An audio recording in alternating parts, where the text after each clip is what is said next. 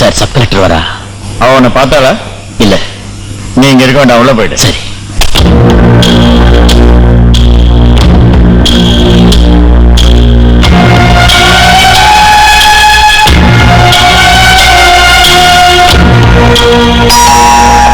Yes, come in.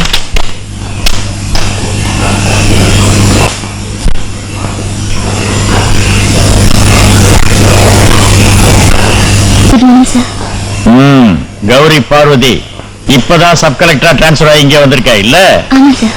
ஒரு அழகான கலெக்டரமா இந்திரலேகா சில வருஷத்துக்கு முன்னால ஆசிட் ஊத்தப்பட்டு பிளாஸ்டிக் சர்ஜரி பண்ணிக்கிட்டாங்க. உனக்கும் பண்ணணுமா?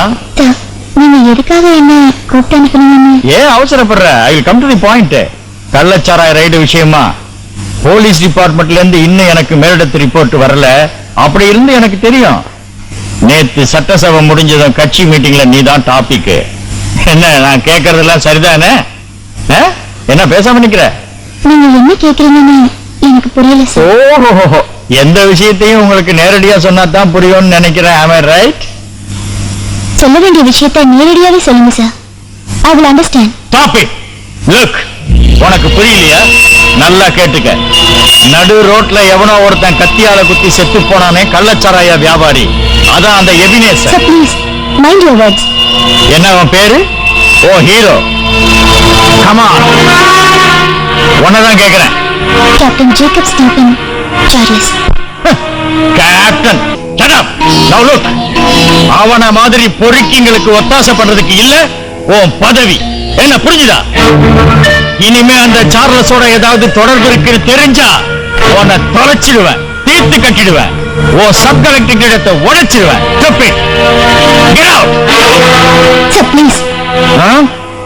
என்ன வேணும்? நான் சொல்றதையும் கொஞ்சம் நீங்க கேட்கணும். வெளியில போன்னு சொன்ன புரியலையா? போறேன் சார். ஆனா நீங்க குற்றம் சொன்ன மாதிரி என் பதவியையும் அதிகாரத்தையும் பயன்படுத்தி சார்லஸுக்கு நான் உதவி செய்ய நினைச்சாலும் அவர் அதை ஏத்துக்க மாட்டாரு சார். நீங்க நினைக்கிற மாதிரி இல்ல சார். அவரு ரொம்ப உயர்ந்தவர். வாயை மூடிக்கிட்டு வெளியில போன்னு சொன்னல? இல்ல சார், இன்னொரு விஷயத்தையும் கேட்கணும். ஒரு நிமிஷத்துல பதவியில இருந்து என்னை எடுத்துட முடியும்னு நீங்க மிரட்டினீங்கல்ல. ஆனா நீங்க சொன்ன அந்த சாராய வியாபாரி சார்லஸுக்காக இதை விட எவ்வளவு பெரிய பதவியா இருந்தாலும் சரி எடுத்து குப்பை தொட்டில வீசிட்டு போயிடுவா சார் இந்த கௌரி பார்வதி. சோ உத்தியோகத்துல இருந்து எடுத்துருவேன்னு பயமுறுத்த முயற்சிக்காதீங்க. உங்களை மாதிரி ஒரு சீப் பொலிட்டிஷியனோட சில்லித்தனமான கோவத்தை பார்த்து பயந்து நடுங்கிறவ இல்ல சார் இந்த sub collector Gowri Parvati.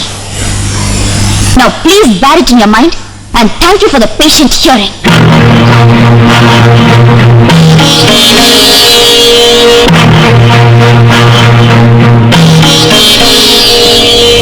Sir, இப்ப என்ன செய்யறது? போடா சும்மா.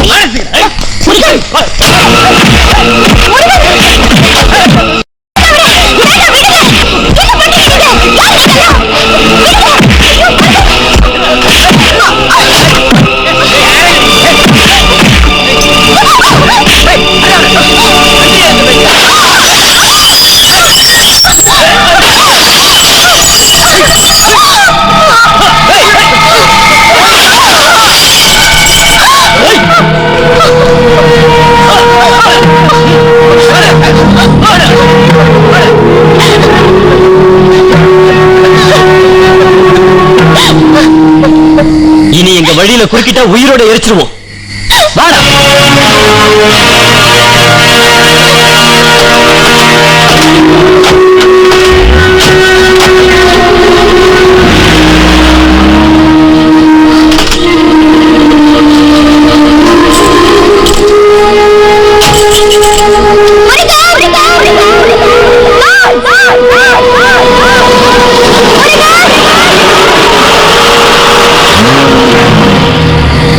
ஐயோ, இது நம்ம சப் கலெக்டர் அம்மா இல்ல?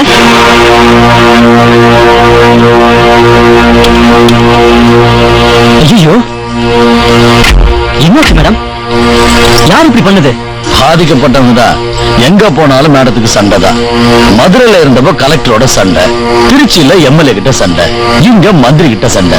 அப்படிதானே கௌரி மேடம்? இது கூட நமக்கு பிசினஸ் தான் மேடம். அப்புறம் நம்ம மினிஸ்டர் இருக்காருல்ல, அதான் மிஸ்டர் பாலகிருஷ்ணன். ரொம்ப தங்கமானவர், சாது வேற. ஆனா அவருக்கு கோவம் வந்துச்சுன்னு வச்சுக்க, தெரியும்ல, ஆளை உண்டு இல்லைன்னு பண்ணிடுவாரு. ஐயோ, பார்வையிலே பயமுறுத்தாதீங்க. வாடா போடா. மேடம், குற்றவாளி யாரும் தேடி கண்டுபிடிச்ச மேல கேஸ் போட்டு தண்டனை வாங்கி கொடுக்க முயற்சி பண்ணுங்க. என்னடா சொல்ற? அதான் செய்ய முடியும்.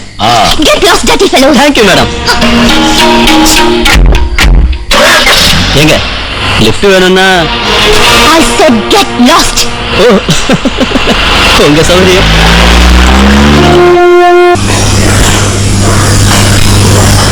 கௌரி, பேப்பர்ஸ் எல்லாம் சரியா இருக்கு? எல்லாம் சரியா இருக்கு. ரெண்டு பேரும் வாங்கடா, கையெழுத்து போடுங்க. சொன்னலடா, இந்த தடவை உங்க ரெண்டு பேரோட சேர்த்து சத்யாவோட பேர்லயும் 7 எடுக்க போறேன். இந்தாங்க, இதெல்லாம் உங்ககிட்ட ஒப்படைச்சிட்டு நான் கொஞ்சம் ஒதுங்கிக்க போறேன். ஒதுங்கிக்க போறீங்களா? என்ன அண்ணன் எப்படி சொல்றாரு? அது இல்லடா, தங்கச்சிக்கு பரமக்குடியில் இருந்த வந்த மாப்பிள்ளைய நாம பிக்ஸ் பண்ணணும். அப்பாவோட தவசம் முடிஞ்சதும் கல்யாணம் வச்சுக்கலாம். அப்புறம் அம்மாவும் தங்கச்சியும் என் கூட வந்துருவாங்க எஸ்டேட்டுக்கு. குடும்ப பொறுப்பெல்லாம் கௌரிடா. அப்ப நீங்க எங்களை விட்டு ஒரேடியா போறேன்னு சொல்றீங்களா? போகலடா, மாசத்துல பாதி நாள் உங்க கூட, மீதி நாள் எஸ்டேட்ல. அப்ப நான் சொன்னல, நீங்க இங்க இந்த வீட்டுல ரெண்டு பேரும் கல்யாணம் பண்ணிக்கிட்டு குழந்தை குட்டிங்களோட சந்தோஷமா வாழணும். என்ன சொல்றீங்க? வாங்கடா, வந்து கையெழுத்து போடுங்க. வேண்டாண்ணா, இது வரைக்கும் நாங்க உங்களை எதுக்கும் எதிர்த்து பேசினதில்லை. ஆனா புது கம்பெனியோட விஷயங்களை சத்யா கிட்டே ஒப்படைச்சிருக்க. அவன் பார்த்துக்குவான் இல்லையாடா? அவனுக்கு தான் இந்த பேரு புகழ்ங்கிற ஆசையெல்லாம் இருக்கு. அப்ப நீங்க ரெண்டு பேரும் உங்க கூடவே வந்துடுறோம். என்னடா?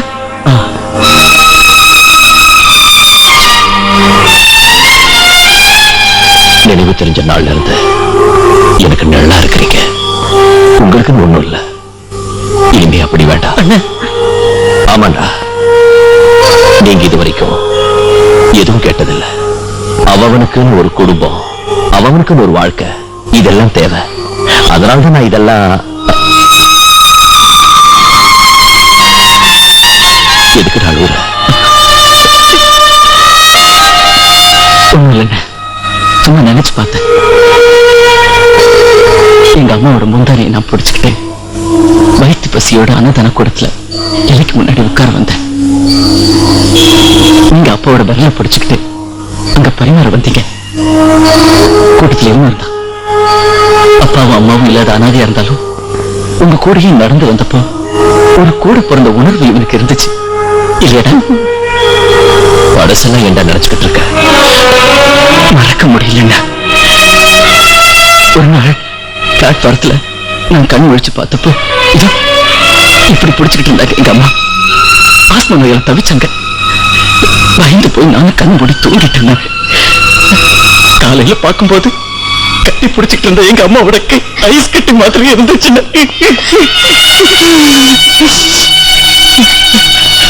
அதே கடந்த அந்த பணத்தை யாரோ வந்து தூக்கிட்டு போனாங்க. நான் தனியா நின்றுகிட்டு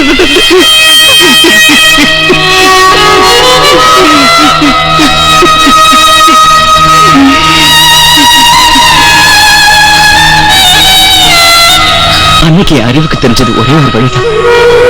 எந்த நேரத்துல வந்தாலும் வயிறு நிறைய சோறு போடுற இந்த வீட்டு வாசலுக்கான வழி. அன்னதான கூடத்துக்கு வந்து நான் அழுதுகிட்டு இருந்தப்போ ஓடி வந்தது நீங்க தான். அழாதரான்னு சொல்லி எனக்கு ஒரு விளையாட்டு பொம்மையை தந்தீங்க. அன்னைக்கு ஆரம்பிச்சு இன்னை வரைக்கும் நாங்க உங்களையே தான் சுத்தி வர்றோம். தெரிஞ்சிருச்சு, எனக்கு நல்லா தெரிஞ்சிருச்சுண்ணே. எல்லாத்தையும் எங்ககிட்ட ஒப்படைச்சிட்டு நீங்க மட்டும் போறீங்கன்னா என்ன இவன் கல்யாணத்தை பண்ணிக்க சொல்லிட்டு நாங்க குழந்தை குட்டியோட வாழணும்னு நீங்க தனியா பழி வாங்க போறீங்கன்னு தானே அர்த்தம். அன்னைக்கு நீங்க காங்கிங் குரூப் சொன்னீங்கல்ல, செஞ்ச குற்றத்துக்கு இந்த சார்லஸ் கோர்ட்டு தான் தண்டனை கொடுக்குங்க. அதை நிறைவேற்றுறதுக்கு தான் இப்ப நீங்க போறீங்க இல்ல? முடியாதுன்னு அப்பாவை கொண்டு பழி வாங்கும் போது நாங்களும் உங்க கூட வருவோம். கடைசி வரைக்கும் உங்க கூடவே இருப்போம். நானும் இதை இவனும்.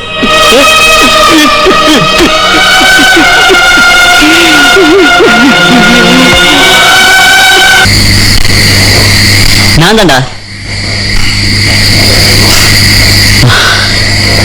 ஒரு மணி நேரத்துல வரேன்னு சொல்லிட்டு நீ பாட்டுக்கு போயிட்ட. பகல் பூரா அண்ணா உன்னை காணோம்னு காத்துக்கிட்டு இருந்தாரு. எங்கடா போன? அண்ணன் உன்னை காணோம்னு என்ன கூட்டு வர சொன்னாரு. எங்கடா போயிருந்த? என்னடாச்சு? ஏதாவது பிரச்சனையா? ஆமாண்டா, இனிமேதான் பிரச்சனையே.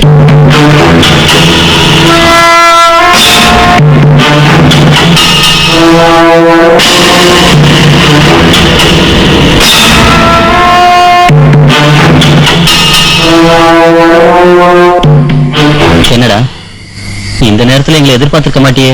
சத்யா, நீ போயிடு.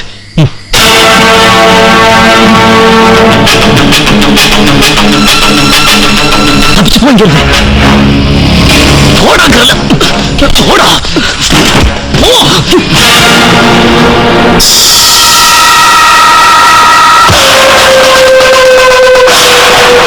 சத்யா, ஏய்!